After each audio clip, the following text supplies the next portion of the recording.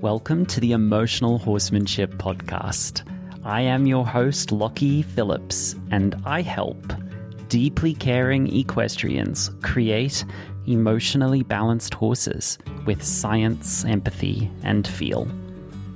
This podcast is a safe place for anyone who desires a better future for horses and for the equestrian lifestyle. I hope that you will enjoy these solo and collaborative episodes where we enjoy a deep insight into our horses' worlds and ways in which we can make that better for them. If you love horses and are willing to do right by them, you're going to love this podcast. And I thank you for being here. Kim Halllin is a horsewoman who lives in South Carolina. She is a colleague and a personal friend of mine. Her business is called Unbridled, for good reason. After a lifetime of riding, rescuing, training, and even competing, Kim Halllin realized that the best way that she can show up for horses is to leave all of that behind.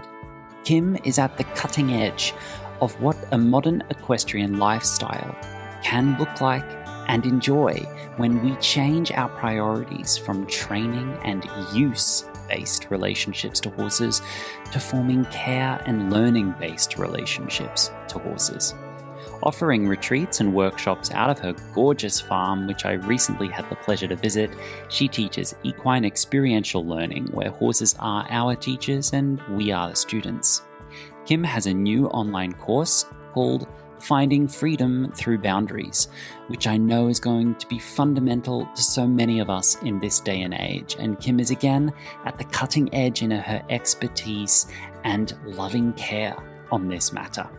Explore immaculate boundaries, absolute harmony, and how green the grass can be on the other side of riding, training, and exploiting horses for our leisure.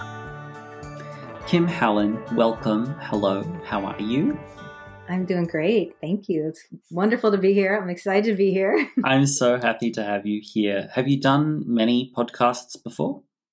I've done probably about 10 or 12 podcasts. Oh, that's more than I've done. Oh, yeah? Wow. Yeah. Okay. So yeah, you're an old hat at these sorts of conversations. Kim, how do we know each other?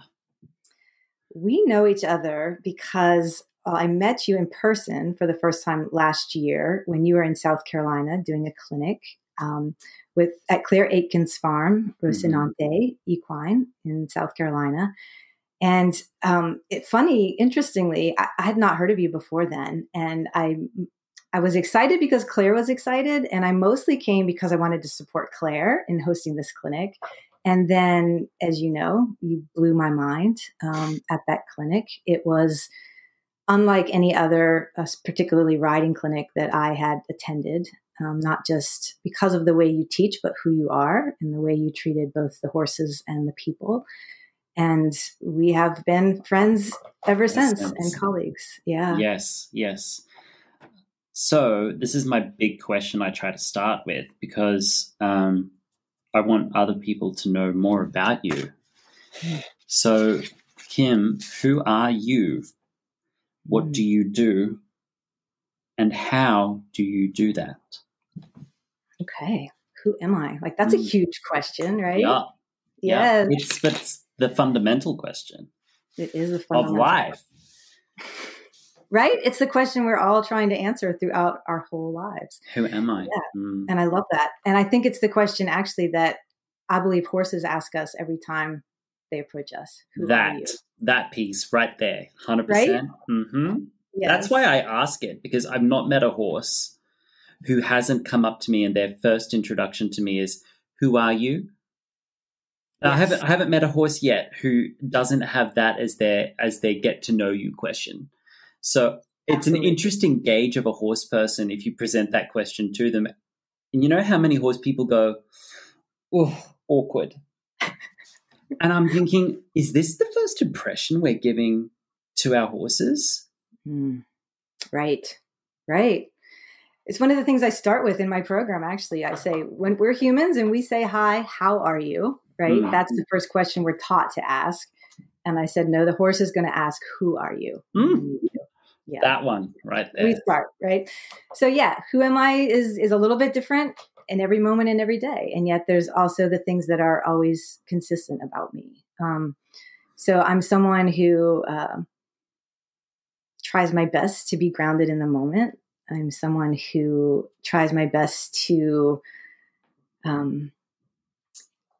I guess, like look at the bigger picture of what's happening in the moment. So I'm with you here right now, but I'm also conscious of the bigger picture of why we're together, why we're here, who might be listening, who might not be listening, what the purpose of this is.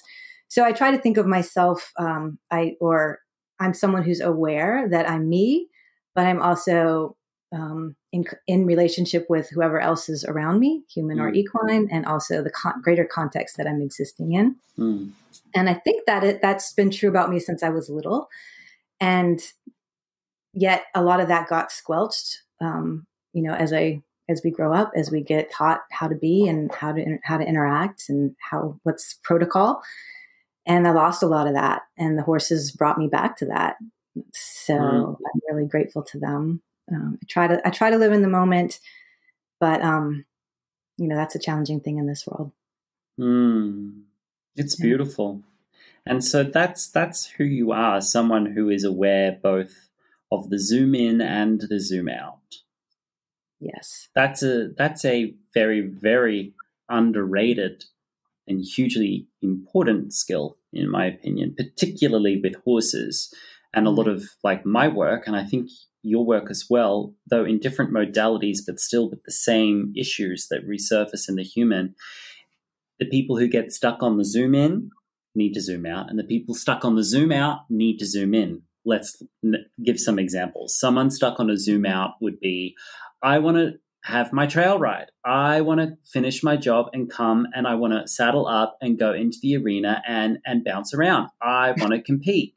And I'm like, but you need to zoom in on a horse who might not be able to give you that, at least not right now, or not without a lot of other work that you hadn't intended to plan for. And then the zoom in is the person who's so stuck on their horse's little issue that they can't zoom out and be like, look at the trees, look where you are, look at all the things you can do. Yes. Right? Absolutely. And I would say that most people that I work with, so this gets into what do I do? I think you asked that too. Yeah. So my business is called Unbridled, and it is called Unbridled because it's all about disentangling ourselves and horses from all of the societal, domesticated, you often talk about late stage capitalism, all the gunk, right, that permeates our lives. So I invite people to my farm to step away from all of that. And we start because it's different with the horses. So my horses are always at liberty. They are as a herd. There's no riding. There's no training that's happening. We are just starting out observing the horses. We're learning about the horses. I teach a lot about equine ethology. We think about what are humans? What did we evolve to be, right? Let's step outside of this whole world and just look at the bigger picture, first of all. And then also we're looking at, again, that micro picture of what's happening with the horses. So Unbridled is about just stepping away and disentangling ourselves from all of that stuff, particularly systems of power and control that we're all, humans and horses alike, are a part of. And let's kind of break that down. And it's just a great way to get a paradigm shift, to realize that actually the whole rest of the world, all the other life on Earth does not operate under these same, systems that we operate under. And they've done an amazing job. Like the rest of life on Earth has done an amazing job surviving and stewarding this planet and being interdependent. And we are struggling mightily. And so it's about what can we learn from the natural world. And horses are a great bridge to that, I find. They are the best bridge to that. I've doubled down on the concept of late stage capitalism, and lately the words flying out of my mouth in this order are late stage capitalism hellscape. That's how I've been describing it lately, because if you want to be outside of the system, you have to play hardball on the system for a while until you have enough financial leverage and freedom so that you can put down your bags and lay aside your toil and actually have the luxury to rest. I don't know how we're going to disentangle ourselves from this mess we find ourselves in. But what I do know is that we can come to horses and forget that for a period of time. And that is the nectar of the gods right there. It is the nectar of the gods. And that's where people get caught up so much is how are we going to actually disentangle ourselves? And I can get caught up in that too. And then, then that may happen for us. I don't know. Oh, right? We get entangled in the disentanglement? Oh, yes. Yeah, there are a lot of people stuck there as well. Not to name any names, and not to use too much for broad strokes, but sometimes in some places I've seen the equine assisted therapy world get tangled in that attempt to disentangle. They get stuck on that, and then what it actually does is it becomes this bizarre dissected environment where the parts and pieces of someone's character is kind of flayed out onto a table by people who may or may not have the requisite skill set to handle all of that. Has that been your experience in that world? Because I know you spent some time there. Yeah. And I mean, a lot of people put me in that category because I would say what I do is equine experiential learning. Right. I intentionally chose, after looking at the certification programs, after looking at the protocols, both for the horses and the people, I actually chose not to get certified. When I got into this business, number one, the horses that are in my herd would probably not qualify. So I have a horse with a history of aggression. I have a still largely feral Mustang, right? These are not your typical equine therapy horses, and they're at liberty. And I created my program around them. So that's actually how a lot of it became observation based, but it's brilliant. I love that it's observation based because it lets, so even if a horse person comes, horse people are not used to observing horses. Right. Isn't that wild? I mean, wild. I find that hysterical and ironic, and I laugh not at them, but with them, because I think horse people know this about themselves at some level. But it's almost like, how there's the Met Gala, on the first Tuesday in May or something, and every year is a new theme. It's the Met Gala, but every year is a new theme. I feel like equestrian culture, horses are just the theme of the human pageantry. It's they're almost just a style prompt. Yes. And it's I need to actually observe their animalistic machinations and behavior and biomechanics and the science of it.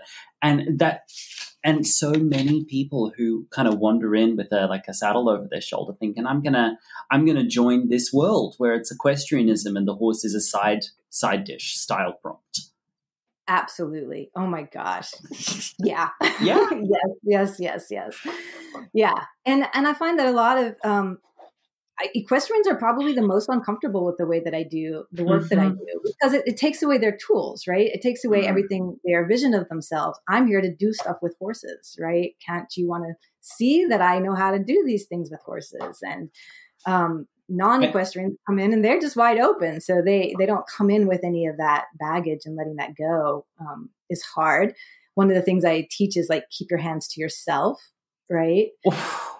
Kim, so that way to poke the bear. Way to poke the bear. Yes, the horses can be in the lead, right? And it's so particularly hard for horse people to keep put your hands in your pocket, literally, and let's just see what the horse is going to do. In my work, because you've seen me work, there's hundreds of ways to describe it, and I'm getting better at describing it in ways that anyone can understand, because I'm still not very good at that. But I'm trying to bridge a gap between equestrianism and horsemanship and riding and all the trappings of that, and that which you teach, which is be wide open, observe, listen, ask for consent, keep your hands to yourself, less is more. Remember it's a partnership. learn about yourself. I'm trying to bridge the gap there and not make it about superficial stuff, because what the role I've often been put in is, oh, I'll call the guy in the cowboy hat with the rope halters and he'll show up and wave some stuff and maybe take it off and we do some liberties stuff and everything will be fixed and I can continue on the same path. I'm not interested in costume. I'm not interested in just slapping another thing on it. I'm really interested in dealing with the root here and seeing, can we bring these modalities together? Can we integrate art and science? Can we integrate performance and self-awareness? That's huge. I'm trying. I'm going to give it my best shot, Kim. And I love what you're doing. I think you're doing better at it than anyone I've seen or met so far. And that's so far. And I'm really hoping that some more people will step up and maybe try a little bit, because even some of my colleagues who are horse first still hold on to the tiniest percentage of make them do it, still hold on to the tiniest percentage of this toxic stuff that we're trying to step back from. And it's such a pity, because there are so many people who I would say are 99 to 95% of the way there. They literally hold on to this 1%, where at the end of the day, no, they won't really listen to the horse where it counts. At the end of the day, they're not going to listen to the swishing tails because they've got their program and they're tapping the stick to get the thing, you know? Yes. Yeah. And it's like, so disentangling just that, right? Which when I first started my business was actually what I wanted to do. I wanted to work mostly with horse people. And I think you and I have talked a little bit about this. Now, horse people are a very small percentage of who I work with, because what we do is so slow, right? What we do is not about achieving anything. It sometimes means backing way off of things. And I find that when people come to my farm with my horses, it's easier a little for them for that. I do 3-hour retreats, for that half day to step away with horses that they don't have an agenda with, that their identity is not tied to how it's going with this horse. They're more able to step into that. And then if I then go and work with them and their horse, or try to support them and their horse, it's so much harder. So there's just so much wrapped into the expectations that I want to blame the industry puts on us. I don't know, right? I don't think people honestly put them on themselves. I think it is this, but it's far beyond the horse industry. It's just this idea of performance and what is success and what am I going to accomplish? And horses are expensive, so let's make it worth my while, right? Why am I paying all this to have a horse if I can't do X, Y, Z? It's a big mess we find ourselves in. And there are so few voices out there of reason right now, because there are a lot of people who started on a journey to do better by the horse, and now it's become this cult of personality. And now it's blended into like the self-help world. And I'm like, okay, but where are the horses? Where are the horses? You know? Wasn't this about horses? Why did we walk away from that? Why? There are many of my colleagues have seen horse training as an open shut case. They think, oh, well, everything that can be innovated there has been innovated. It's an open shut case. So I'm going to be over here on an ayahuasca retreat. It's like, okay. And I get that, but that's its own special brand of burnout, I think. What I love about you, Kim, and I've read your book, Horse Wisdom. It's the first book I read this year, and there are a couple of stories there I want to flesh out together. But what I love about you is how frequently you have stepped up and tried, then slapped back down again. You regroup, you step back up, and you try again. It's humbling. It is humbling. Yeah. And what brings me back every time is just what you said. Like, where are the horses here? Where are they? And they don't, at the end of the day, in the world that we are in, they don't have voices for themselves. And so that keeps bringing me back, right? To we have to, if we care, if we truly love horses, this is one of the things I wanted to maybe flesh out with you later, is like this thing we call love of the horse. Like, is it? is it really healthy love? Do we know what that is? But if we really do love horses, then we want the horses to have a much better deal than they're getting now, in the domestic world, and even those that are wild, feral, living wild right now, are in grave danger of losing that ability. So anyway, yeah, that's what keeps bringing me back. And Love I've learned of the horse. Love of the horse. Love of the horse. Yeah. Yeah. Like, I want to see your horse training modality and what I'm trying to create and trying to hold on to. And you know how challenging it is to hold on to that. Is a horse training modality that keeps love of the horse true and not making it rainbows and unicorns and sage sticks, though I've got some crystals over my shoulder. I've got a sage stick downstairs. I can go that way too. Right, I can go that. I slice both ways. It's fine. Yes. You know, that's no heat, no judgment. But what's the science of love?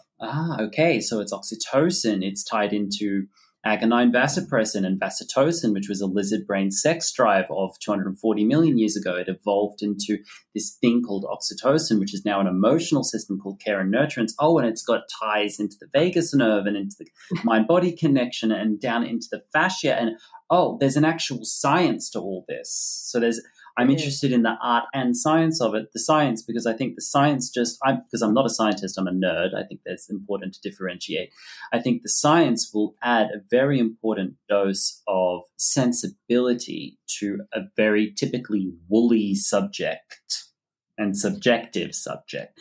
So What about a horse training modality that keeps love understood artistically and scientifically front and center, beginning, middle, and end of the training, both across time and development of a horse from birth to death, and in individual trainings and in seasons of training, that at no point is that sold down the river. At no point. Not for someone's selfish gain, not for nothing is that sold down the river. That's what I'm trying to do. And it's exceedingly difficult to hold on to that. It is. It is. Well, and it brings me to the question, and I don't know, I ask this question, a lot, and get into the woo-woo stuff or not. Like, I'm not an animal communicator, but I sometimes get messages from my horses that I'm like, I think that's from my horse because I don't know where that just came from. Right. And the Mustang that came into my herd, had interesting messages for me that came through to me anyway, came through from somewhere to me when he arrived about training, and he was like, training is a very, what is this? What is this way of relating? This is this is a very transactional way of being in relationship. And that's not what relationship is. And it's craziness. Right. And he was even like, I don't even know why these other horses are even putting up with it. In a way. And he's, whether it's from him or whatever, my subconscious that found this place, it doesn't matter. It's an interesting question. And so I still don't know the answer completely. If we can, training is, at the end of the day, we have a goal to that, right? And we are the ones ultimately deciding what we're training for. And so that already makes it not a completely natural, interdependent, healthy way of being in relationship. So I think there's always going to be a struggle there. I'm not saying training is bad. Sometimes training is absolutely a necessity in the domesticated world, right? And the world that the horses and we are trying to navigate together. So I'm not anti-training, but I do share your struggle and your desire to seek that way of training that is the least about power and control that it can be. That makes sense. Mm-hmm. And it brings into the question of individual interpretation of what love is. For some people, love is getting hit upside the face because I love you. Not trigger alert, but for some people, that was their experience. Yes. For some people, love is abandonment. For some people, they don't even know what a secure attachment is. Correct. Because often our human relationships are formed on competitiveness, jealousy, anger, confusion, insecurity, Codependence. Codependency. What does it feel and look like to love for love and have that be unconditional? I was having this discussion yesterday with some of my advanced students. I'm doing a 12-month deep dive with a very small, carefully chosen group of horsewomen. Some of them are new to horses, and some of them were pre-Olympic riders at one point in their life. Wow. So it's a broad spectrum, and I didn't choose them based on skill set. Awesome. I chose them based on head and heart. And I was speaking with one of them who's very, very advanced horsewoman, incredibly skilled, pre-Olympic rider. And for her, care, nurturance, love is enmeshed with biomechanical fixing. And I went, oh, hang on. Care, love is unconditional. It says, I love you whether you can mechanically do this well or not. And I don't need you to change in order for me to extend the love and feel that with you. And I'm not going to give you a mechanical route to create a condition to enter into care with me. The care is just going to be there. So allowing a horse who's got lameness issues, diagnoses, anatomical pathologies to experience care and nurturance in a horsemanship protocol is, as you know, what I teach with mother and foal bonding. So she was asking me specifically about mother-foal bonding, and a video she saw where I was teaching this with a mare, and the mare did have an underlying diagnosis that mother-foal bonding revealed because it stripped back the layers. And we were able to ask the mare, how does this feel if I am here at this body part? And she would go, ouch. And my client said, but I just wanted to come in there and ask her to step that left hind under and everything would feel better. You could do it better. You could do it better. And I thought, no. And this was a moment where when I say it's hard to hold on to that love, this is exactly what I'm talking about. Yes. It's not hard to hold on because people try to take it from me. It's hard to hold on because to hold a pure vision there is exceptionally difficult, and it's so easy for the enmeshment. I'm not saying that we can't correct a horse physically, but call it correction. Don't call it love. Yes, correct. And there's also the question of, and we've talked about this a little before, I've seen both of us talk about it. In some cases, a horse needs to move incorrectly, right? Because that's what their body needs to be able to do to cope with whatever's going on, right? Mm-hmm. We can make it worse if we're not very careful. And the horse has to tell us whether it's making it better or making it worse. I had this conversation with a competitive rider, colleague and client of mine, who is deep into the ECVM advocacy world. And she said to me straight up, she said, what I've learned overarching, do not decompensate these horses. Do not, because those compensations are holding them apart and holding them together, And if you take that compensation out through overriding and saying, you must shut up, give me this because it's correct. And I'm loving you by doing this, because if I can make you light on the forehand, you'll be sounder for the rest of your life. So yank, stick, give me this because I love you. Right. You're hearing the red flags, but this is what a lot of trainings look like every day. Garden variety schooling often. And I'm constantly self-analyzing this when I'm working with my horses.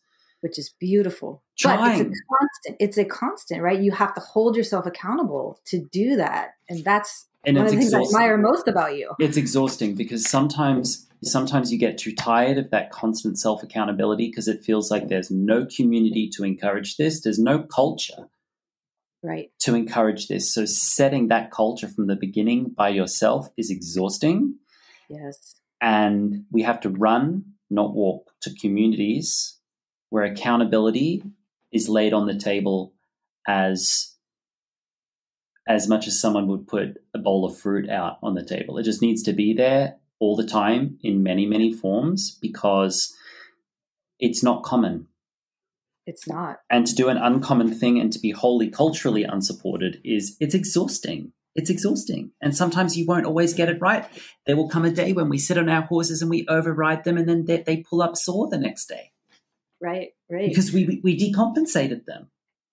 Yes. And it can happen in anything. I don't even do much training or riding, right? But I sometimes can do something and I'll be like, oh, with hoof trimming, where I'm like, oh, yeah, we just needed to get that done. And I can see that caused your stiff today, right? I mean, it can happen in anything, depending on the nature on of the our context. Horses. Yeah. And my herd is not, none of them are serviceably sound for riding anyway, right? So they come in, we know that there's a baseline of like, that's body not going to issues. happen. Yeah. Right. But yeah, that same thing you were saying can happen at any level. So even I too have to hold myself accountable every time with anything that we're doing with somebody else's body, right? We don't want somebody coming and doing something to our body without us being part of that conversation, without us being able to say, not quite like that. I can't do that right now, And then there's also more complication because we're able to say, I trust you. You're a physical therapist. I understand theoretically what you're doing, and I give you permission to push me in this way, right? Because I think it's going to be worth it. We can't ask our horses for that permission. So this is a huge level of responsibility for us to decide when we are or aren't going to push them beyond what is comfortable or what might, hoping that this is going to get better if we try this. There's a lot of ethical levels to that. And you've got to have the horse's trust, whatever that trust looks like. But then at what point does that trust become just another leverage tool, like a Pelham bit? It can be, yes, absolutely. And that's another huge level, like where we need help staying accountable is like, just because the horse will do this for you, will offer this for you, should you be asking? What do you say? Because now I'm hearing the voices who'll rise in resistance to this message of accountability. They'll say, "Oh, that's no fun. Oh, what a downer. Oh, that sounds like work. That sounds heavy. Oh, I didn't come to horses because I wanted it to be heavy work. I came to horses to find some levity in my life." What do you say to that voice? What does KIM HALLIN? What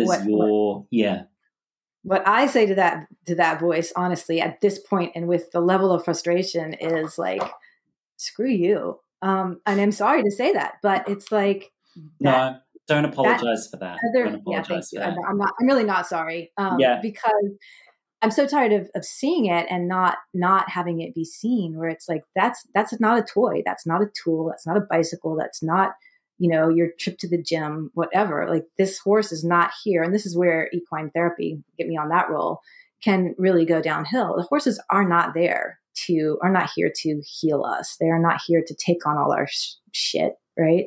We have to be very, very careful about that. And they often will volunteer. And I'm not to say that they don't sometimes want to help us or want to give of themselves. And I see them give of themselves to each other too. Horses are perfectly capable of making sacrificial choices for the benefit of another or the benefit of the herd. So I'm not saying that they don't make those choices, but for us to feel entitled to that, it's the entitlement, right? It's very unhealthy. And I would say it's just a symptom of us not wanting to do the work ourselves, right? To me, the joy now with being with horses is that I get to figure out how to become a better person in my relationship with my horses. That's where I am at, age 54 now, after a lifetime of doing all the other stuff. That's where the joy for me comes from. It's how can they help me see how to be a better person in relationship with them and relationship with others. But that's where I'm at. But a lot of people are not there. Yeah, I'm so happy to hear you have a really clear, truthful answer to that based on your frustration, because I think too many women, particularly, but not only, too many women have been told that rage is a moral sin for a woman. Mm-hmm. Men get a pass to experience.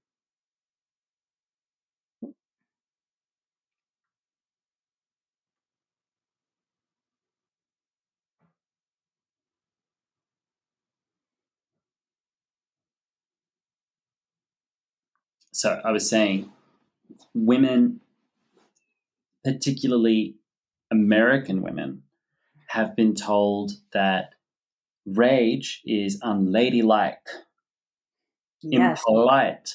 Men have been given a card that says, under the certain circumstances, you are not only are you allowed to experience rage, but people will expect you to show rage as a sign of your masculinity. So we're actually going to encourage you to place yourself regularly in experiences of rage and also form your personality around rage. So they're at the other end of the spectrum sometimes. So toxic masculinity, right? Or uncontrolled, or unbridled rage. Yes. Mm. No one stepped in and said, excuse me, soften that up right now, young man. Soften that edge. Yes. Sit down, take a breath, regulate. What is your real feeling right now? But girls, not allowed. And I deal with mostly horsewomen, but not only. I've got some beautiful men in my programs as well and who are interested in working with me, but a lot of women tiptoeing around what is really a deep, burning, sacred rage, which could really light this world on fire in the best possible way. And if they don't, sometimes it leaks out into sort of a toxic bitchiness. Totally. Right? Yes. Which we don't have time and space for that. But to listen to you say, screw you, and then apologize. But don't apologize. You went, thank you, good. Good. Thank you for reminding me. Thank you. Got it. Yeah. Got it. So important, because my response to that voice that says, oh, this is heavy and not fun, my response is usually I'll start with I put my coach's hat on. So, okay, well, let's, what is that about? Can you unpack that? Let's unpack it. What's the anatomy of that? What's your relationship to fun, your entitlement towards enjoyment? Let's look at the thinking of the creature involved, the voiceless creature in the middle here. Right. Let's unpack expectations when you walked into the horse world or where you've come from. And I've sometimes spent a couple of years in that zone with someone, softly. Let's understand, let's rebuild. And most people do actually rebuild and come to the conclusion of, oh, I'm being entitled, aren't I?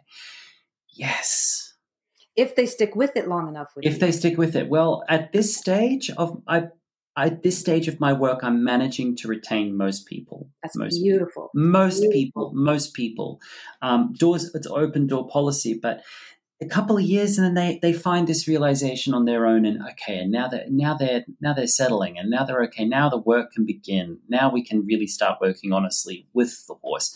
Yes. But there are some people who never get there, and to them I say, grow up. And there are some people who, when you try to unpack it, they'll reject the unpacking of it, and then flip it and make you wrong for pointing it out. And for them, I say, love you, mean it, grow up, please. See you later. I'm over here, love you, mean it, but here's a boundary. Yeah. Well, and I want to say to you, thank you for being willing to take the time if someone's willing to stick with you, because that is the thing that most trainers do not. They're here to train. They're here to work with the horse, right? And make progress with the horse and the human, but very few will say, we need to unpack you, right? Let's work on this. And yes, we're going to do this in partnership with the horse, but it may mean certain things are being put on hold.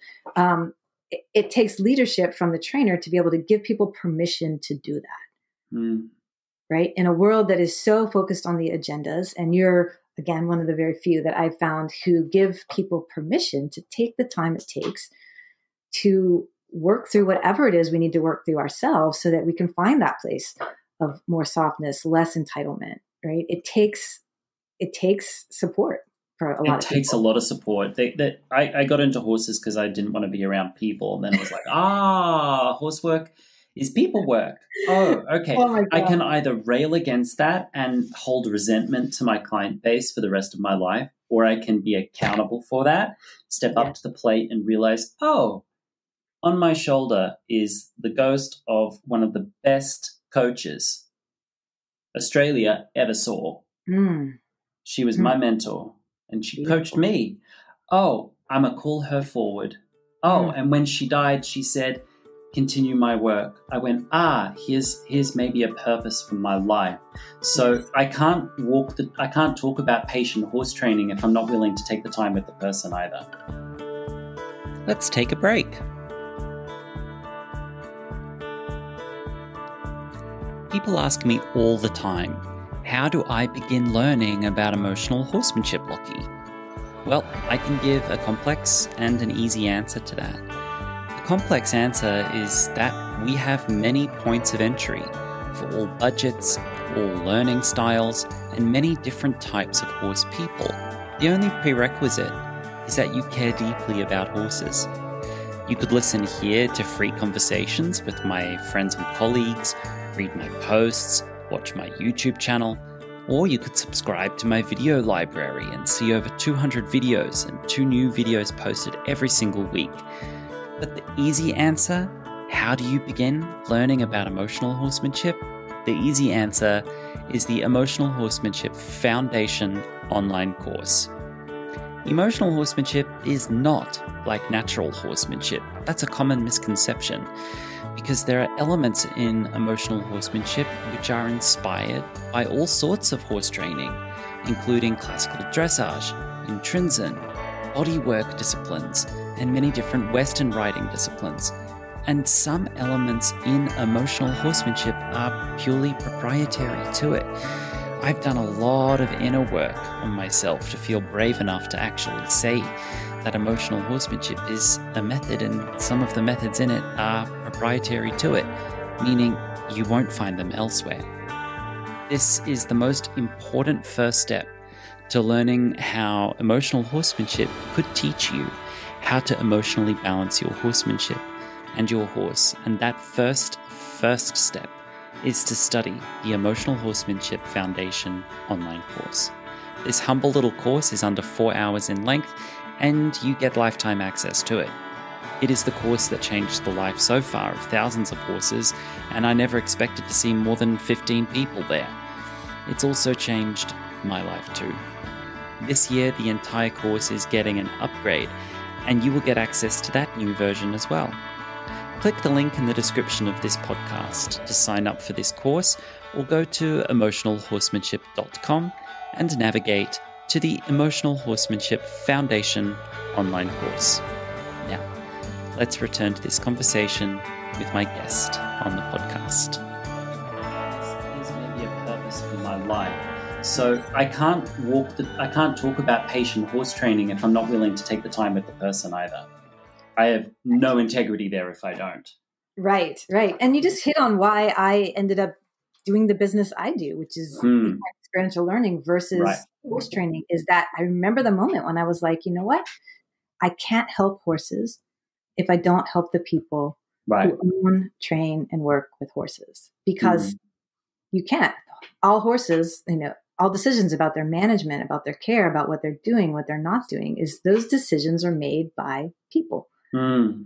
So we have to be primarily working with people. You can go help a horse. I can go help a horse, right? But it really doesn't matter if we leave and then the people who are interacting with that horse and making decisions on that horse's behalf are not operating from a place of true love and empathy. Then there's very little we can do.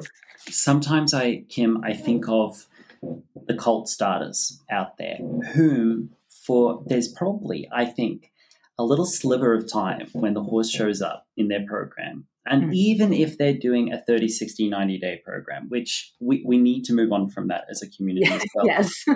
But maybe I'll unpack that with a colleague of mine, Andrea Mills, who's coming onto the podcast, who actually kind of does that. So we need to talk about that. But I think I can imagine for a cult starter, there's a little chapter of time when the horse arrives and the end of their program feels like far away, where they feel like, okay, I've got some time. Yeah.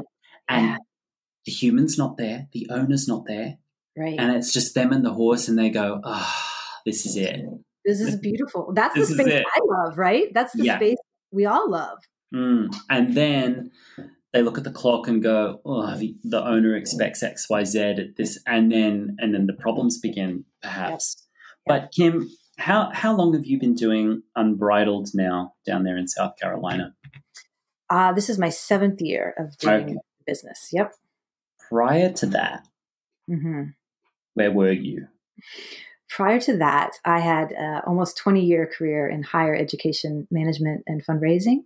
Wow. So I was running a nonprofit related to a community college, and horses were something I did on the side. Like they were always, sometimes I did earlier on in my life, I did some training on the side. I did some riding lessons on the side where I was getting paid just as a hobby, but mostly it was about working with my own horses, and it was a hobby. So it wasn't, I always wanted as a child, I wanted to do horses professionally, right? That wasn't something that I didn't grow up around horses. I had to learn how to ride and be around horses at summer camp. And then I rode in my college equestrian team. And it just wasn't something that was thought of as a viable career, right? And then I got married and there were responsibilities and, all the things.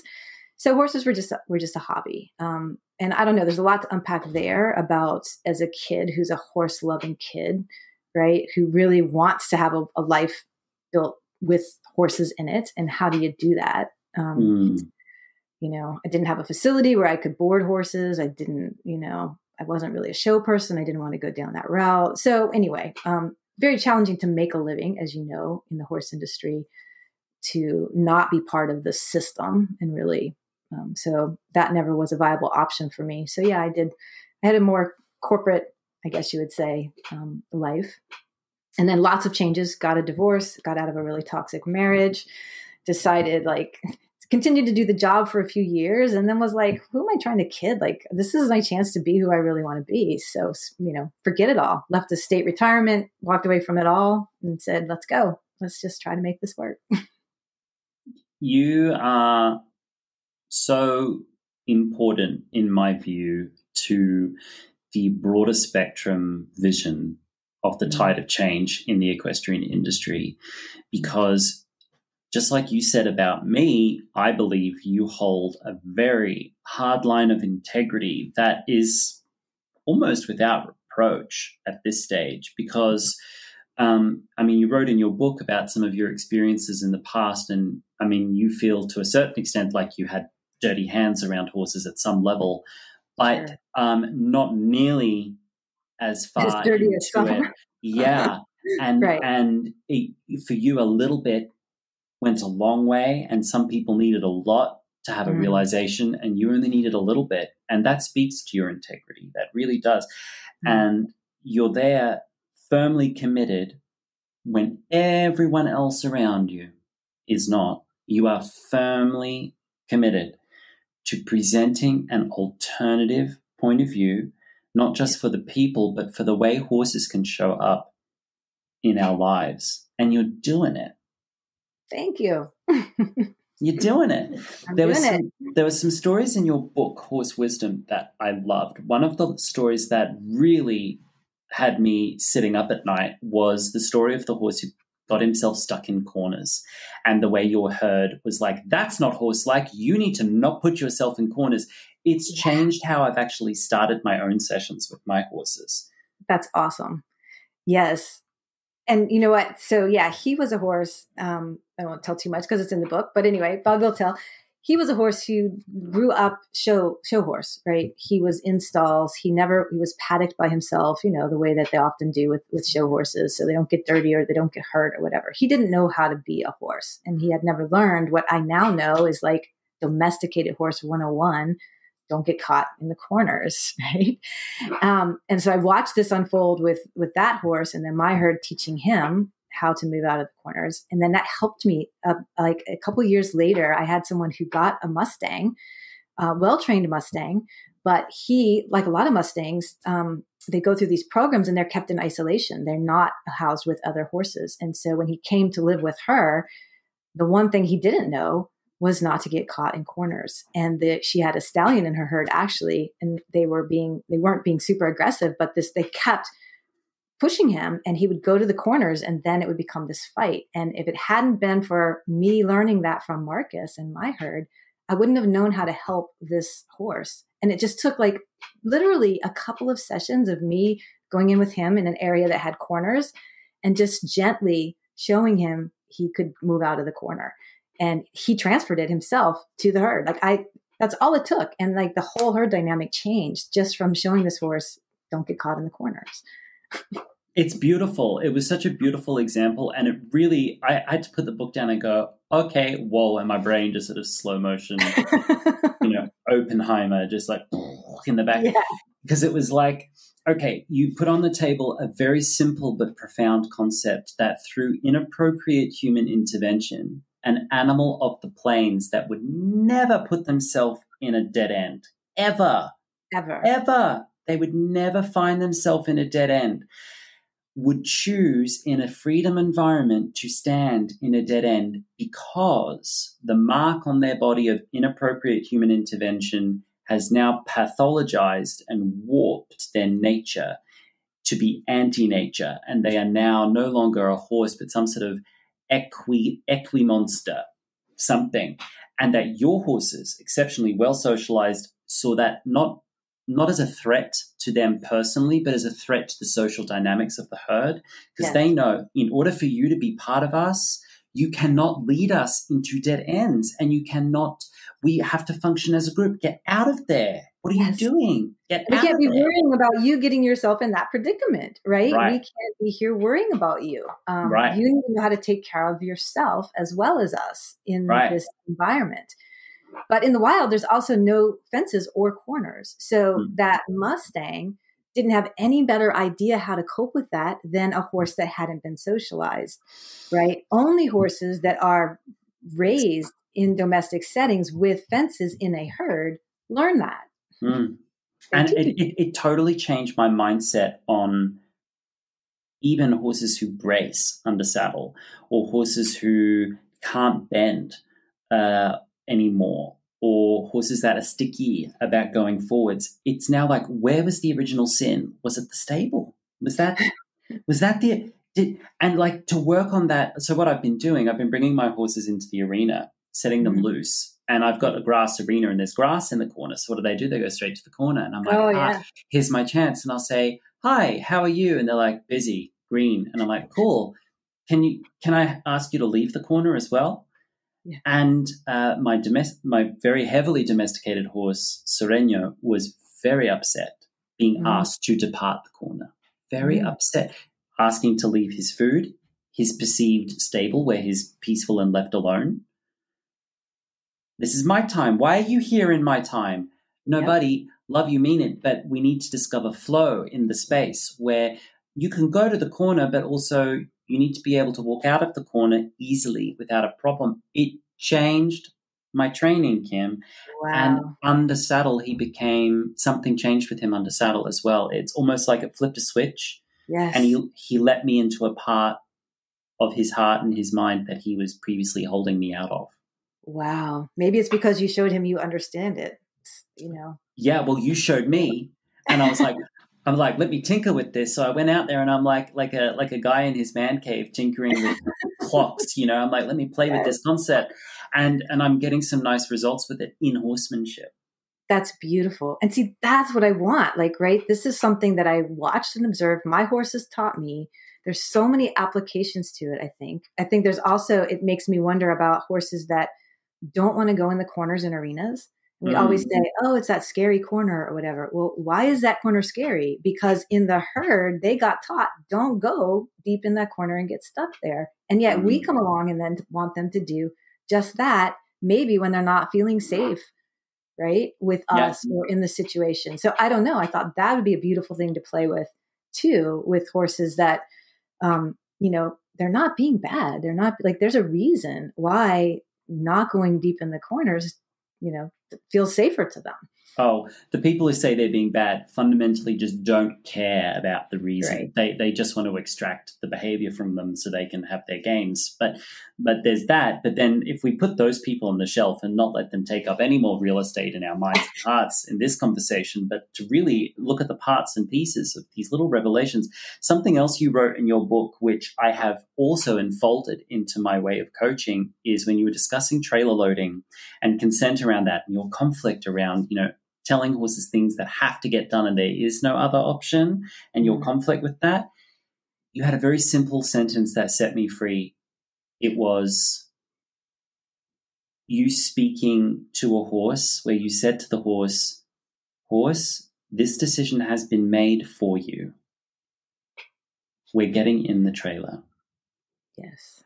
That sentence set me free because there are situations. There are. Where in a domesticated setting, the decision has been made for the horse and we will find the best practices forward here. But I'm not giving you a choice. I'm not giving you a choice, but I have made the choice for you. Or I'm not giving you a voice. Right. But the choice has been made. You have a voice, but the choice has been made for you. Love that. Yes. Yeah. It was liberating for me too in that moment. Like, that's not the way I want to operate most of the time, but to say, I don't need for you to buy into my agenda here. Right. That may not be possible for you. There may be nothing in it for you here. Right. Right. That piece right there, what you just said, that you can say to the horse, I don't need you to buy into this. I don't need you to love it. I don't need you to put your shoulder to the yoke, except to understand that the decision has been made for you. Your voice is valid, but the decision has been made for you. Let's move on from this and go back. To hear someone of your integrity, and I know how you are with horses and what you hold true, to hear someone of your integrity say that about horse training, I could really trust the message, because if, a competitive horse person had said that to me, I would have been like, really, really, where are you using that exactly? Like, horse, the decision has been made for you. You will piaffe right now. I'm like, really? Is that the right application of that principle? No, that is not the right application of that principle. But it is the ability to hold at the same time how I want to be in relationship with a horse, what I know is healthy in any relationship, and the fact that that's not the world we're living in, right?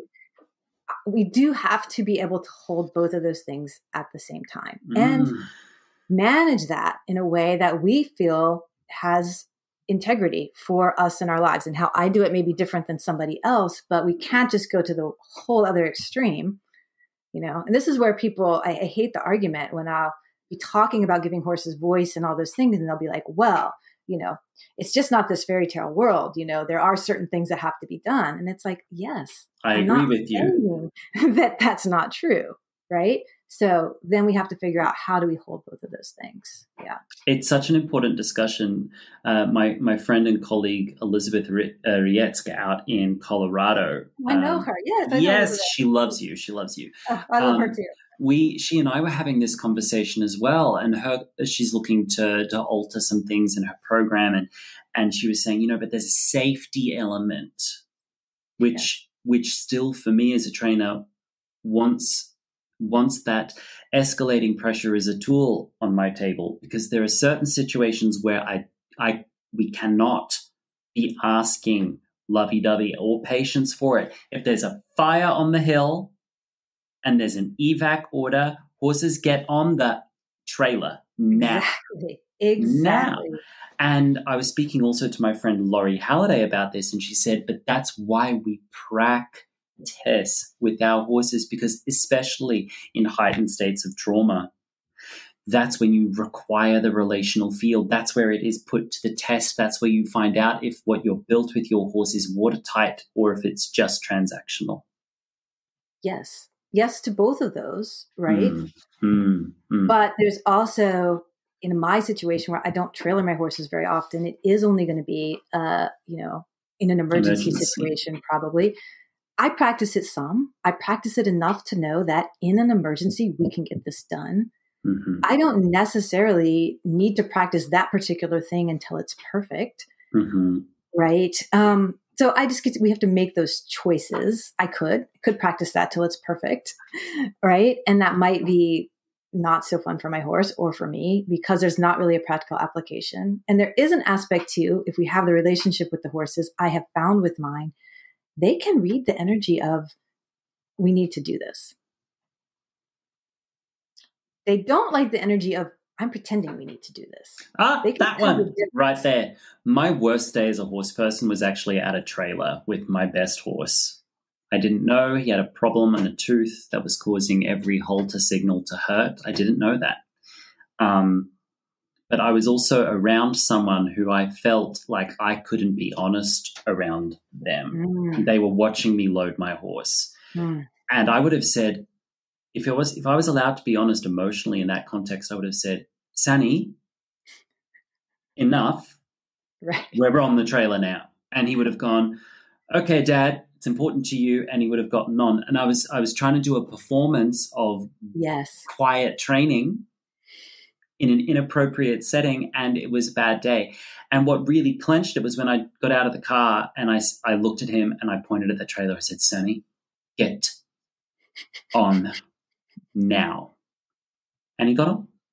Yeah. I see it over and over again. They know the difference. I'll try to demonstrate something to someone and the horses are like, right?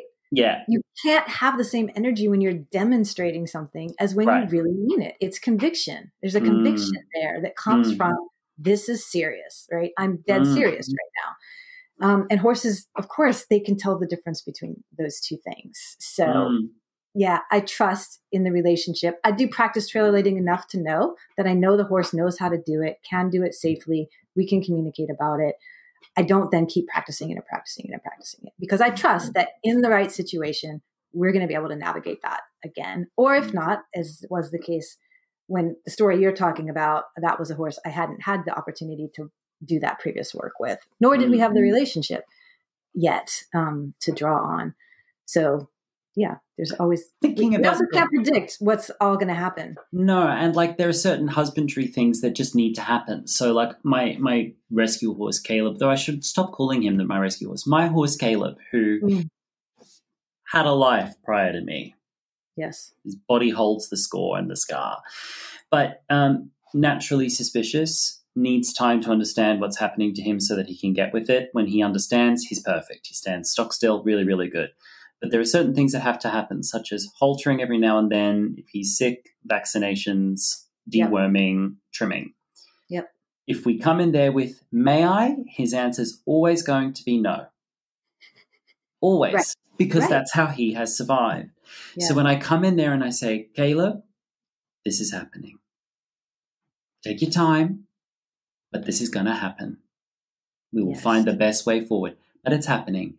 And he goes, okay, hang on a minute. And he'll walk around the feeder and he'll be like, let me get my shit together. Okay. And then he'll go, okay, all right, now. And I'll halter him. Yes. That's beautiful what you just said. And it's a little bit different conversation, but the same conversation with my mare Tempo. Hers is more rage. She gets rage, right? That's where that comes in. But if I stand with the energy of like, this is happening. And I just say, you tell me when you're ready and how we're going to proceed with this. Like that's the energy that I have, and she'll work it out and she'll do it. And then she'll actually come over, turn and face me. And then it's like, you can put it on now. Right. But I have to wait. If I push it, if I try to force her, if I go after her to try to catch her, like it's over. Right. So that's where that's like, it's going to happen, but you still have a voice. I still care about how we get it done. Right. If we can work together, I want to work together. But this is still what's going to happen. Kim, this conversation that you are initiating here, in my view, is going to be potential medicine for a lot of people because you and I sit in a certain category where consent is often the thing that is like a crown on our heads, right? We're the people that others show up to learn about consent. But to hear us speaking about situations where the consent is ambiguous and where we have to say, this is happening, that is balanced discussion and viewpoint as much as I want to hear a dominance trainer speak about situations where they would say, horse, maybe. Right. right? That's how I think we're going to start bridging these gaps and kind of integrating some of these stickier pieces, not by being an all or nothing community and not by segmenting off into these little subcategories, but actually by learning from each other and integrating the best parts and pieces of each other. Maybe I'm a complete idealist, but that's why I loved what you've written in the book about that. And it had set me free to understand why some of the things I had done had worked or not, and to actually spread that message to others that it's okay. It is. It is okay. And again, we can hold both things can be true. Two things can be true at the same time. I think where it goes wrong is when someone gets success. If someone has success with a situation where they say, this is happening, then they'll go, oh, that worked. Okay. Now I'm going to do that all the time. I'm going to do that all the time. And it's almost like, are you training for something you need right now or training for something you need in the future? If all of our trainings are like emergencies, using the principle of emergency, that it has to happen, then what is that doing to our adrenals? What's that doing to our, the subject of equine burnout? Yes. Well, a couple of things come to mind when you say that. One is, again, I go back to that. Who do you want to be? Who do I want to be? Right? Do I want to be that person who's always the one saying this is how it's going to be? No, that's not who I want to be. That's the exception. I can be that person when I need to be that person. That's not who I want to be, is one thing. And the other is getting into, are you familiar with the concept of the emotional bank account? In a relationship. So it's like, I want to be very sure that those are a small percentage of the interactions that I have with my horse, right? Because those are withdrawals sometimes from the emotional bank account. If I were always that way, it would affect our relationship deeply. And even the extent to which we're doing it, we're saying this has to be done, but both of us also just gave examples of how do I still give you a little bit of voice, a little bit of sense of control over yourself and the timing and how we do it, even though we're going to get it done. So thinking a lot about what are deposits and what are withdrawals from the bank account, and making sure we ultimately have many, many more deposits than we have withdrawals in that emotional bank account. Yeah, I think for me, the easiest way that I've taught that lately is if the horse in the training has a body and face expression of someone who's about to get their blood drawn. Right? Yes. Bracing and looking away. We're in emergency and a situation which is, it's not that's a problem. It's that if you're there too much, too often, and too long, the side effects for the person and the human are profound. Profound. I know so many horses that have almost like an autoimmune response. It's undiagnosable. They've thrown the everything but the kitchen sink at this horse diagnostically, and it's just like this horse has this chronic exhaustion and undiagnosable lameness issues, and it's maybe there are things underneath the surface, but it's almost like overuse of an emergency state of mind and body. Eventually, once these horses reach their mid to late teens, they're just toast. Yes. And what I find too is like, so I've had some horses like that I help, kind of bring back a little bit, giving them voice, but that trauma stays there. So if that had been their history, then when that energy comes back, it's a trigger. Yeah. Right? Yeah. It's a trauma trigger. And the energy can be as much as the laziest flick of a lead rope towards their butt. Yeah. And their whole system goes boom, boom, boom, boom, boom, boom, boom, back into that place. Oh, yes. Well, you're going to have to force me.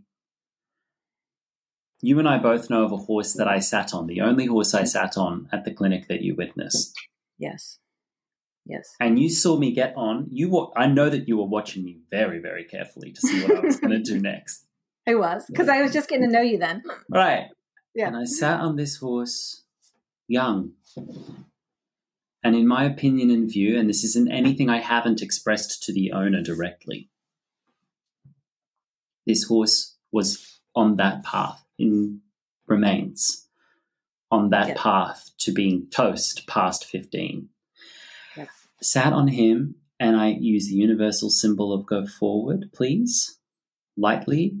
And the first two asks, there was the smallest build and roll through the body weight, and it was just like nothing. And I sat there and I was tuning in with my body using all my extrasensory woo, and I'm in there and I'm just going, what's this about? Is there any opening? And what I got in my body was, you're going to have to force me. Go on. Go on. I know you want to. Make it happen. And I knew that if I geared up, if I had spurs, if I had a stick, and if I really got after him with my heels, he would have gone. It was almost like he was waiting for it to happen. Yep. It was almost an invitation. And it takes so much self-control for an equestrian to not accept that invitation. Right, because I was the trainer at a clinic that everyone's watching to try and like show results and show that you fixed it. And I went, okay, buddy. And I got off. Yep. I said to his owner, he's done. He's given you 2 days of fabulous work. I mean, he really worked his guts out for her. He worked beautifully at all paces in that clinic. Beautiful work. Yes. I said, he's done. And that was the moment you won me over completely. Like, I was like, oh my God. Could not believe that was happening. I think I was probably in tears at that moment.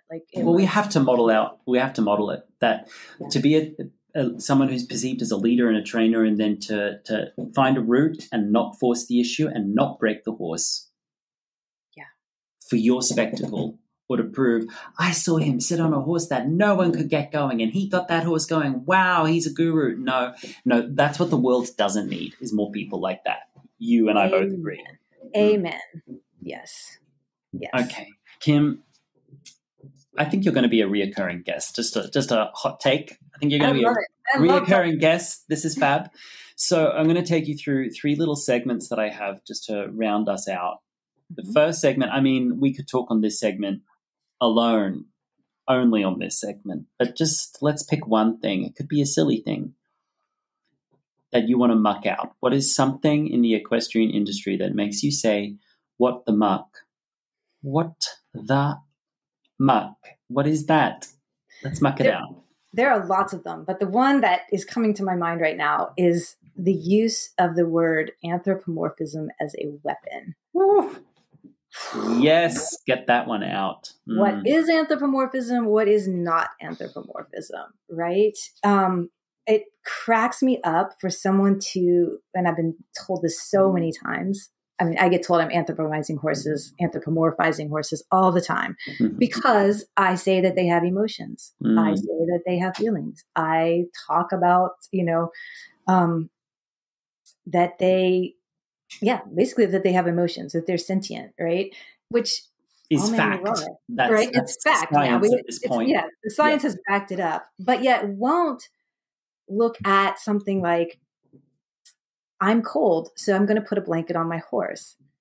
They won't say that that's anthropomorphism. Right. They won't say that putting a horse in a stall to live isn't, they'd be better off in a house with a covering. They don't like the weather, right? Just to make these blanket statements about horses.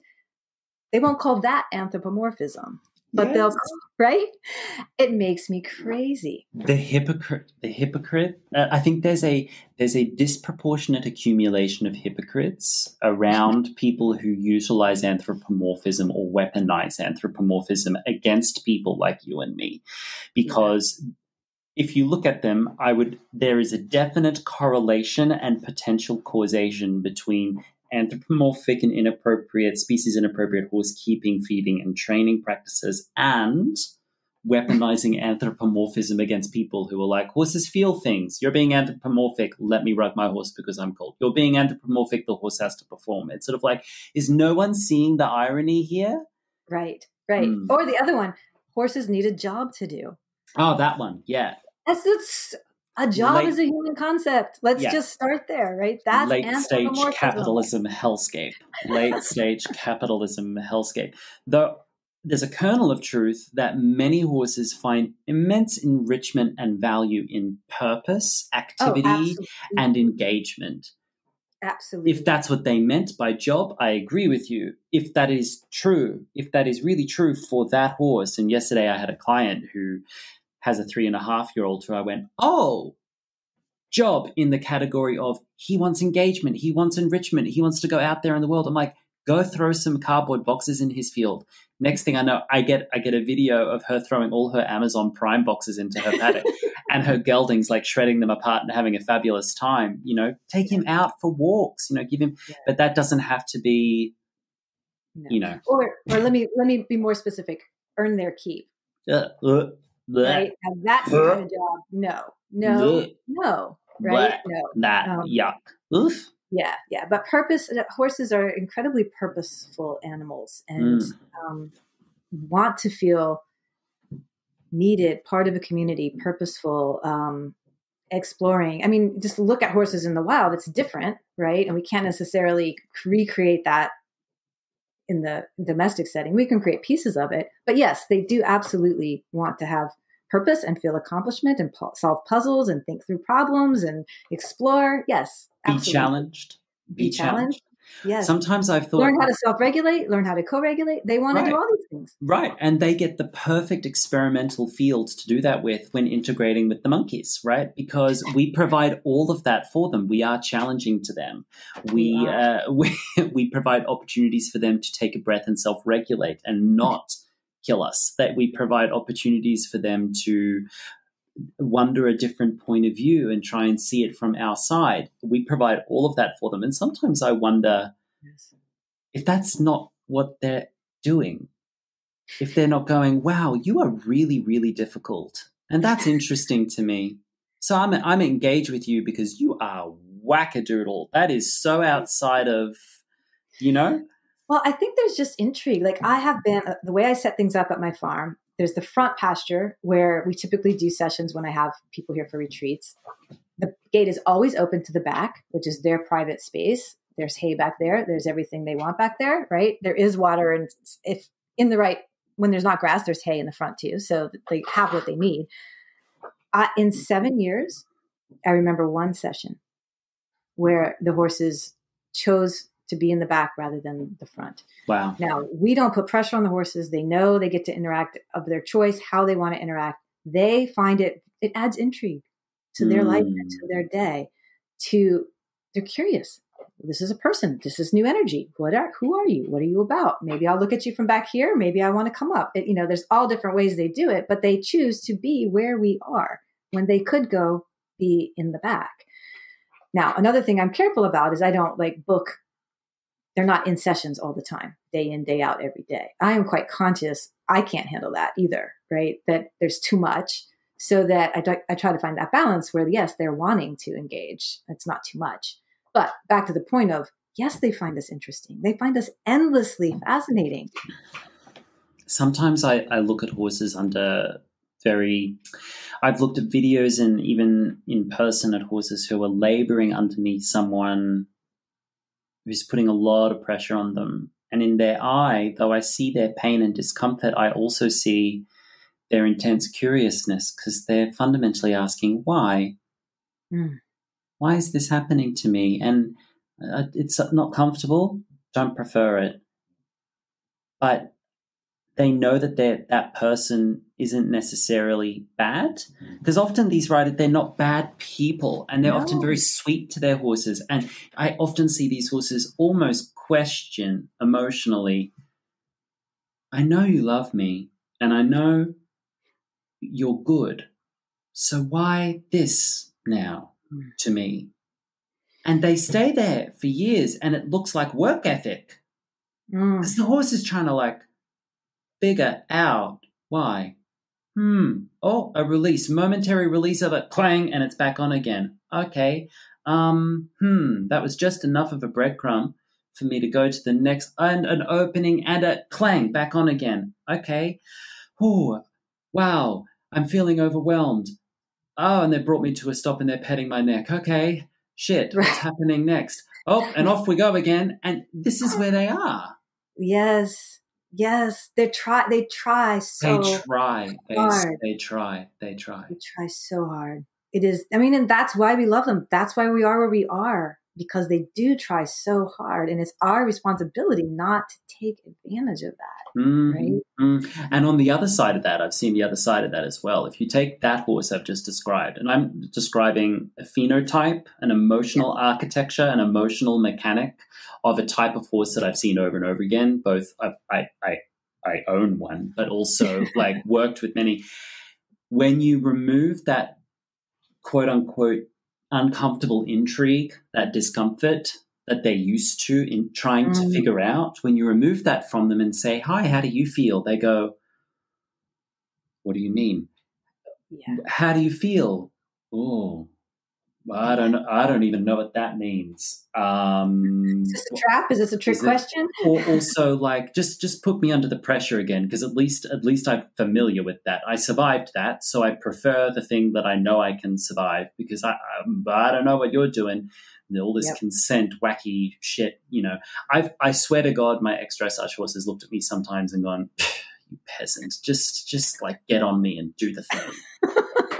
Just get on me and do the thing. Good. Did you enjoy that? Very nice. Right. Thank you. Put me back. Yeah. And I'm laughing because it's not because it's really funny, but because, yes. It's real. It's real. And I think they do sometimes have a sense of humor. They have a sense of humor, and they're so far ahead of us in so many ways. They're so smart. They're so smart. I mean, I remember one mare who looked at me like, she's like, you're cute. You're like a little kitten. You're also an idiot, but like, you're kind of cute. You're kind of cute. And when I proved myself to her, she was like, oh, hold the phone. Who are you, little kitten? Oh, you have my attention. Right. What can I do for you? Yeah. Yeah. I've got her on video. You can find her. Her name's Dakota. If you're on my video library, you can find her example. I mean, she was really dangerous, really dangerous. But like prior to being dangerous, she'd kind of look at you like, yeah, you're cute little silly, stupid thing. Good. But when I proved myself to her, amazing. Yeah. And it's fun to watch that among the horses too. My mare Tempo, like large and in charge of the herd ever since my herd elder died, like large and in charge, like micromanager, control freak, everything.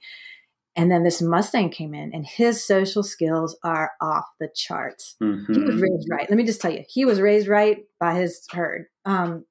He knows it, anyway, brilliant leadership skills, I should say, because they all lead at different times. But I would have paid you money to tell you, there's no way she's going to let him be in charge ever. And it was complex. There were some fireworks at first, although no actual like kicking. There was a lot of posturing, a lot of craziness. But when I'd slow down and look in slow motion, like the hooves were this far apart, right? They didn't actually hit each other. But once she realized that he was not only going to stand his ground, but in a diplomatic way, and he wanted her to express herself, he respected her opinion, but yet he was going to hold his ground and his boundaries. It was like, it's flipped. And this horse, I can't even tell you now, like, he's the stallion and she's one of his band mares and she's perfectly happy. And like all of this she's just calmer in the environment. She's she needed to relax now, right? She needed it. So we didn't have that kind of leader in the herd.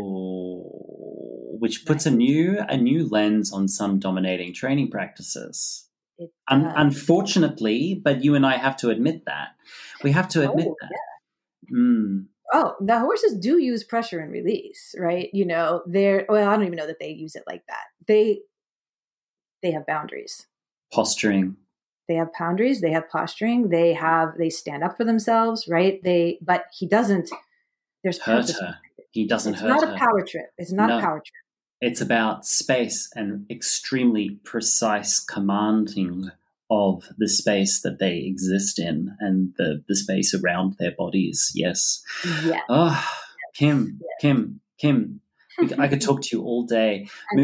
Let's move on to the next segment, which is, I mean, it's self-evident, but if you could encapsulate it, how are you contributing to the tide of change that is occurring in the horse world right now?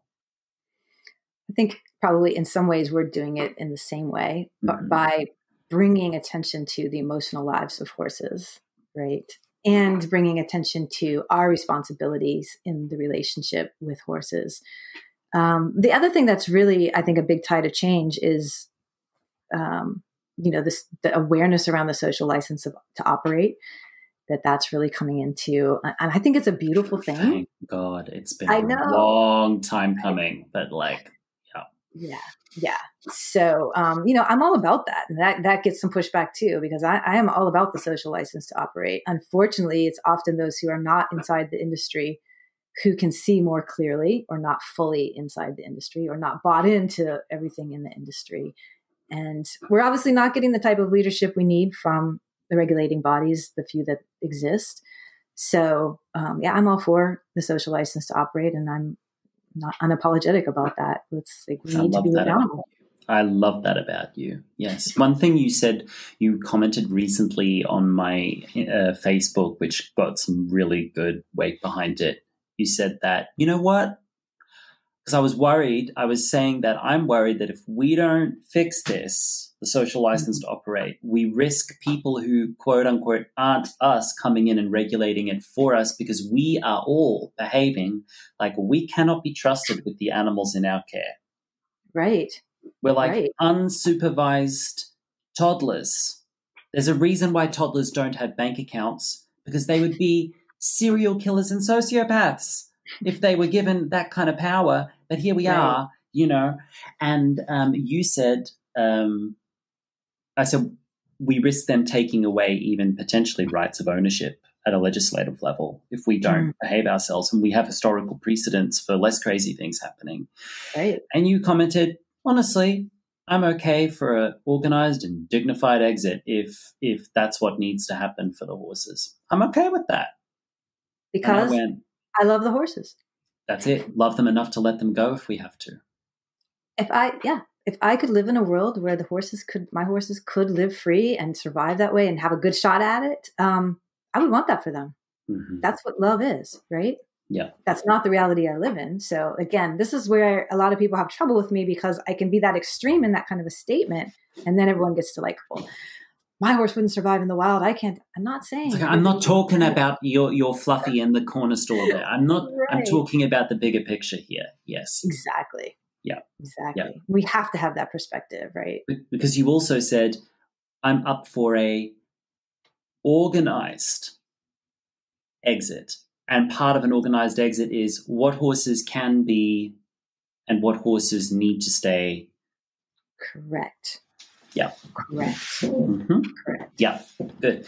And lastly, Kim, everyone's on a learning journey these days. Yes. It's the flavor of the month, learning journeys, which are important, so important. Too many people have sat on their nails for too long and need to get up and go journey somewhere away from that pain. But in our journey, we have to remember that it's only a journey if we eventually come home somewhere. I love that. I love what you say there. That's just so. But this is the existential crisis of today's horse person. This is it right there. There's the journeyers who are quite happy being out there lost in the fog. They're at the Mad Hatter's tea party and they've decided that they're just going to be there forever, in craziness. I've been there. Yeah. But I'm not a seeker anymore. I'm a homesteader. I want to be at home in what I do with my horses and how I support people and who I am as a horse person and a human. I want to be at home. So, Kim, what is home for you? Home for me, absolutely, at this stage in my life, is that I look to nature for guidance, for clarity, for my answers. That I don't look to too many humans. Look to you, right? Look to a few. But mostly when I need to know, like, what's real, I want to go back to, like, go into my yard, go into my pasture, watch my horses, watch videos of wild horses, study equine ethology. I want to go back to what's natural. What is interdependence? What is, take away all the human stuff, right? So that's home for me. And that is honestly like how I look at most things, someone will give me a challenge or give me a question. And if I'm really going to stop and think about it, I'm going to look at like, how would nature handle this? How would this, how would this be handled in nature? And then I'm like, that's probably the truth right there. So for me, that's what it is. Coming back to the natural world to feel like I'm sane. Mm-hmm. Mm-hmm. Yes. I love that. I love that for you. I love that for all of us, and it's a reminder for me as well, because I had someone comment on one of my Instagram stories the other day. They just said, the sound of that story. And I was like, what do you mean? I listened to it and it was just bird song. It was just my horse who had caught my eye and left a hay net and was taking the, 80 I remember that video. Yeah. Yes. And the bird. He was 80 meters walking on his own to come into the arena with me because we had looked at each other, and he went, okay, I'm coming. So he's coming in, and it was just him and the bird song. And I remembered that when I took that video, I didn't hear the bird song. And it was like, oh, Lockie. Yeah. Lockie, you're doing it again. Stop that. You can do all the things, but keep space for that. Yes. And I can't, this just reminds me, because people laugh at me sometimes when we're sitting in the pasture with the horses, we're paying attention to the horses, but the hawk flies overhead or the mockingbird stops and lands. And I'm constantly like I'm like noticing these things because they're participating. They're participating too. They are in the environment, responding to what's happening in the environment, because that's how nature does. They're aware of everything. And we have that ability. We just aren't practiced with it. So one of the things we do when we're here is we practice that. Not only are we paying attention, not just to one horse, all the horses, but also everything else that's going on in the environment. Beautiful. Yeah. Kim, glorious. This was so much fun. Much fun. Thank you so much. We spoke off camera a little bit, but this has been a really difficult weekend for me personally. I've been feeling really a bit down. You've made my day. You've really lifted my spirits speaking with you today. Like truly, I'm going to walk out of my office lighter today for knowing you. Kim. Me too. It's the highlight. I'm going to leave in the show notes everywhere people can get in touch with you, and people should get in touch with you. They should buy your book. They should speak to you. They should have your eyes on their horses if they can, if they're ready, if they're willing, and be willing to listen to you. And you always come from a place of love, accountability, but you always operate from love that is unshakable. So thank you. So glad to know you. Looking forward to seeing you again in the spring when I'm returning to South Carolina. It's going to be a party. It's going to be fun. It will, a big reunion. I'm very much looking forward to it. And I'm excited to listen to all your other podcasts. You have some amazing guests lined up. And how this conversation was, I can't wait to hear the others. Yes. Some of the conversations are blowing me down. So love it. Have a great day. Thank you. You too. Bye. You've been listening to the Emotional Horsemanship podcast. I am your host, Lockie Phillips, and that was my guest, Kim Hallin. Kim Hallin currently has an amazing new offering available for anyone who resonates with her very important work. This offering focuses on boundaries for horse owners, for riders, for equestrians, but also equestrian professionals, barn owners, livery managers, horse trainers. Boundaries are so important, and Kim specializes in them. So if you're interested in learning more about boundaries for Kim, designated specially for the equestrian community, you can check out a link to that course in the bio of this episode. I highly recommend it. Thank you for being here. I look forward to seeing you next week. I hope you're enjoying this first season of the Emotional Horsemanship podcast.